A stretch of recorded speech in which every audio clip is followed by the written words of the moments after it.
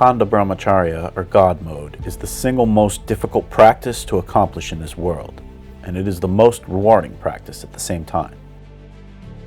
The results are not of this world. With this one practice, you improve your intellect, improve your ability to control your mind, your physical health skyrockets, as do your energy levels. You can sleep less and have more hours in a day. You have enormous willpower and mental strength, and with time you gain clairvoyance and a supernatural ability to read the subtlest things and make perfect sense of everything in every situation without any need for mind or thinking. All of this said, it is obvious that if you want, you will be able to make tons of money easily on this practice and conquer the material plane.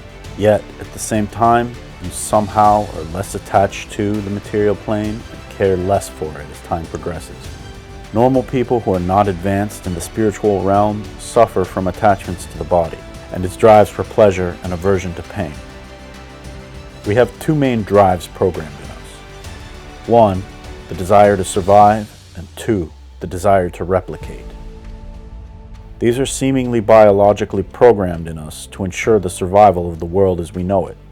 But the fact is, the eternal I programmed these in us so we can one day in one life come to question our reality and miss our true self. As these drives are essentially empty and will never fulfill our true desire, which is to be infinite, expanding, never-ending, immortal bliss.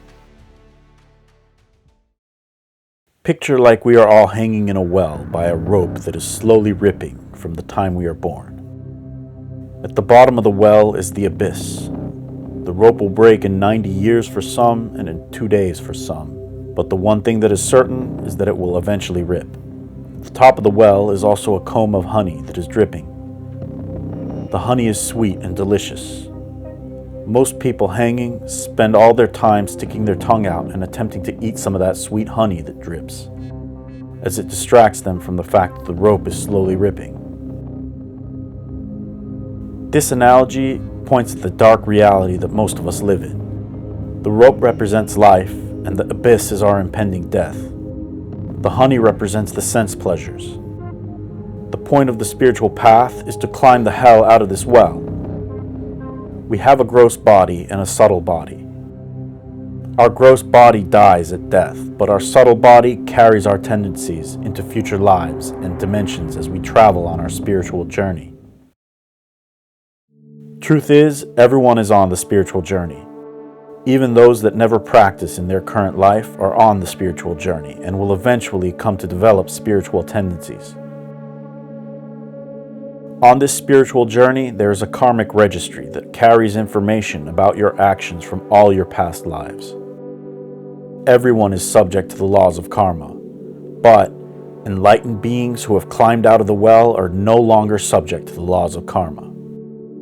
As you practice Brahmacharya and the spiritual sadhana, your entire being is changed, and you literally become a better person as your karmas melt away and your subtle body becomes more used to not being subject to the laws of karma.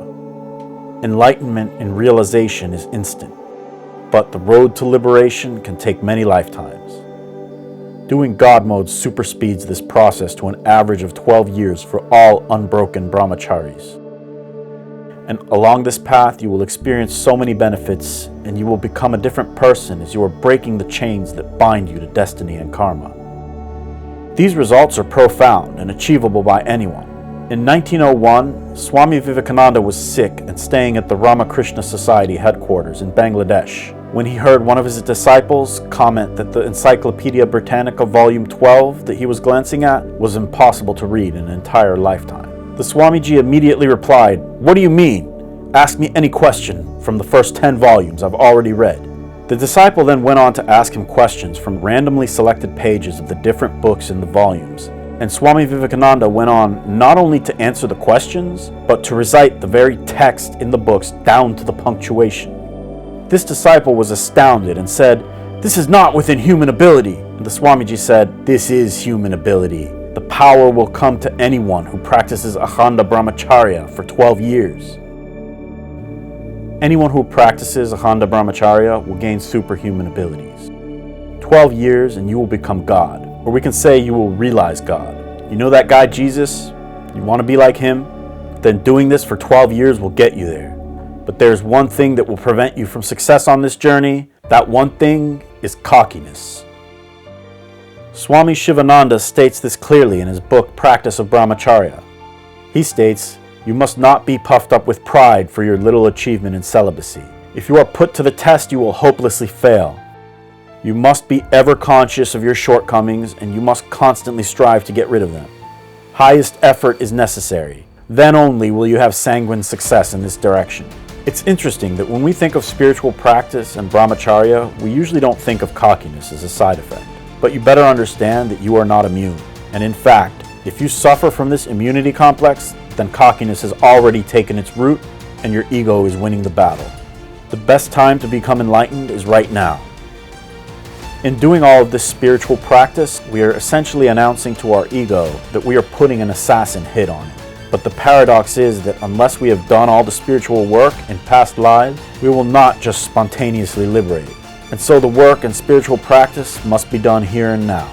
Understand though that when you embark on this spiritual journey, your ego is going to go to any length to defend itself.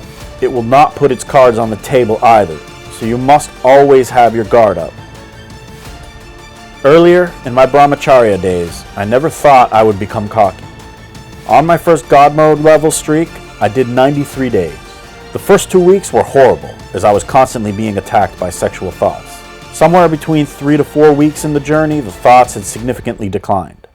They were still there, but not nearly as frequent, and thus I suffered a lot less, as less energy went into killing sexual thoughts. At this point, I was experiencing energy like no other. I was constantly working on business and karma yoga, waking up at Brahma Muhurta, which is 3 to 4 a.m., and doing yoga and meditation. I was experiencing bliss like no other, and was just loving life and everything and everyone around me. Somewhere around 10 weeks or so, I started having these bad thoughts that came from nowhere. They weren't sexual thoughts, they were cocky thoughts. For example, one day I was watching a TV show and saw a sexual scene beginning to brew, and I closed my eyes, as I had learned to do, to avoid the triggers and such. And when I closed my eyes, I thought, why are all these humans so attached to this body? Everyone is just looking for food and sex. Now you may be thinking that these thoughts are a normal part of the spiritual inquiry, but in that particular case it wasn't. You see, Akhanda Brahmacharya, when done right, will give results way quicker than nofap or plain semen retention, where you retain but still allow yourself to have sexual thoughts.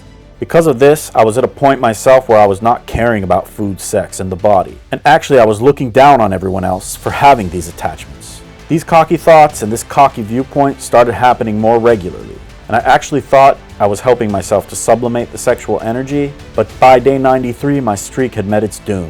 After that, I had learned from Swami Shivananda's book that you can't be cocky, and everything made sense to me.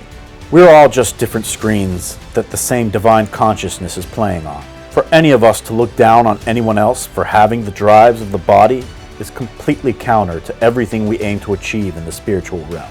Your ego knows that, and it will go to any length to bring you down, and you won't even know it until after it has won the attack. There's one thing experienced brahmacharis can get from me if they don't already know it, is this: don't be arrogant. If I can save just one person from downfall, then this channel was worth it.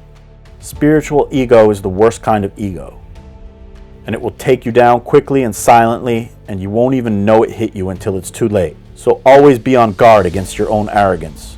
Everyone has the potential to realize all the benefits you have received, and even more if they take the journey further. So don't ever look down on anyone. We're all one, and all in this spiritual journey together.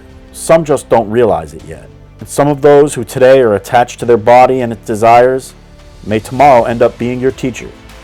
So stay strong, keep fighting the eternal fight without attachment, love everyone, and hopefully by hearing this, someone out there will win as their ego won't take them by surprise. Thanks for watching. Be sure to like, subscribe, and all the bells and whistles if you're into my content, and I'll see you next time.